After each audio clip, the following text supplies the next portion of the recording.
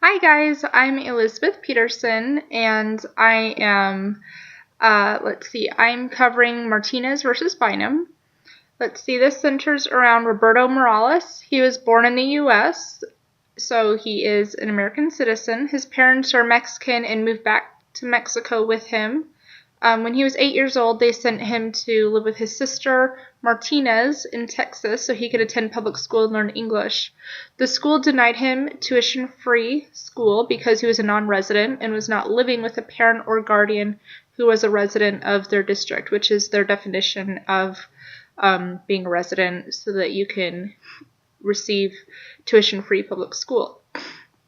His sister, although his custodian, was not his legal guardian, and so like I said, which meant he was not a resident, she sued the state of Texas on his behalf. She claimed the state statute was unconstitutional, violated his 14th Amendment's rights of equal protection, due process, and privileges and immunities clauses. Raymond Bynum represents the Texas Commission. Well, he's the Texas Commissioner of Education, so he represented the school board. The federal district court, was the first court that heard this case. They ruled in favor of Bynum and said that since Martinez or Morales was not a resident, that he was not entitled to tuition-free public school. The Fifth Circuit Court of Appeals also affirmed this decision, and finally in 1983, the Supreme Court heard this case and upheld the decision once again. So after reading through the case, it looks like Texas is actually more liberal with their definition of residency than other states. They just require that the student who's under 18 be living with a parent or guardian who's a resident of that district.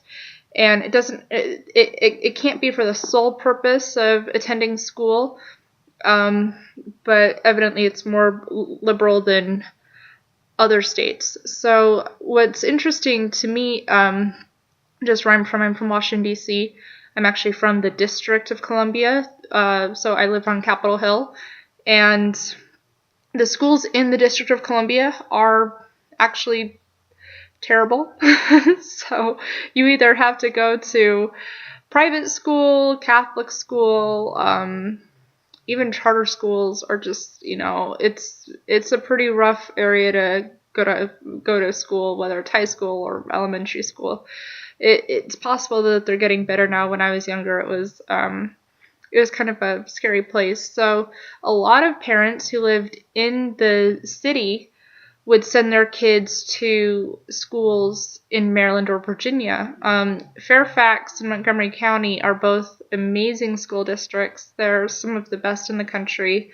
But in order to send their kids there, since they're living in D.C., they had to pay tuition. So I believe the adjusted out-of-district tuition for Bethesda Chevy Chase High School, which is a high school just on the border of Washington, D.C., but it's in Bethesda, Maryland, was $13,000 a year. So parents were actually paying that to send their kids to public school.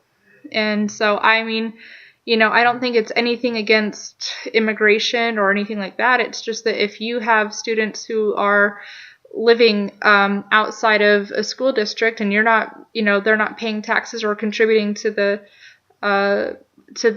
schools, then you're not eligible to receive the free public schools. So I'm sure that they would have been happy to take him if he was willing to pay tuition, but he wanted to go for free. So anyway, this is an interesting case, and I'm excited for the semester. And sorry I haven't been there every Thursday. I have a new baby, so we'll see if I can be there today when you guys are seeing this. Okay, thanks. Bye-bye.